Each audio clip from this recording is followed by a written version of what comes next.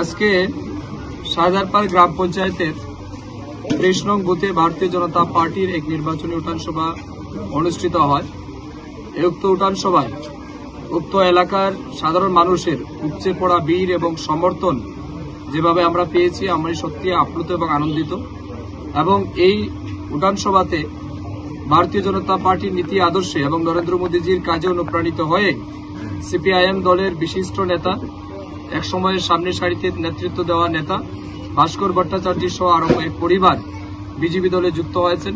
এবং আজকের দিনেই আমাদের ৩২ নং বুথ রাজেন্দ্রনগর, আমাদের বিলাসপুর গ্রাম পঞ্চায়েতের ৩ নং বুথ ফটিকছড়া গ্রাম পঞ্চায়েত, বিভিন্ন জায়গাতে সিপিআইএম দল ত্যাগ করে দিকে দিকে মানুষ ভারতীয় জনতা পার্টিতে যুক্ত হচ্ছেন। প্রত্যেকের একটাই আওয়াজ, একটাই বক্তব্য, নরেন্দ্র মোদীজির নেতৃত্বে দেশ যেভাবে এগিয়ে যাচ্ছে এবং ভারতীয় জনতা পার্টি যেভাবে নীতি এবং আদর্শকে রক্ষা করে কাজ করছেন, তাই তারা অত্যন্ত খুশি। এবং মানুষ ব্যাপক পরিমাণে উন্নয়ন দেখে অনেক সুযোগ সুবিধা পেয়ে তারা সিদ্ধান্ত নিয়েছেন সবাই আগামী দিন নরেন্দ্র মোদীকে ভোট দেবেন। তাই দলে দলে মানুষ আজকে বিজেপি দলে যুক্ত হচ্ছেন। আমি সবাইকে আমার পক্ষ থেকে এবং দলের পক্ষ থেকে বিজেপি দলের পরিবারে স্বাগত জানাই।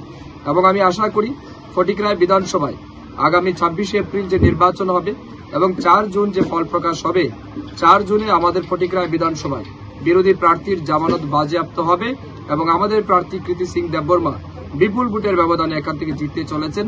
সেটা শুধুমাত্র সময়ের অপেক্ষা। ধন্যবাদ, নমস্কার।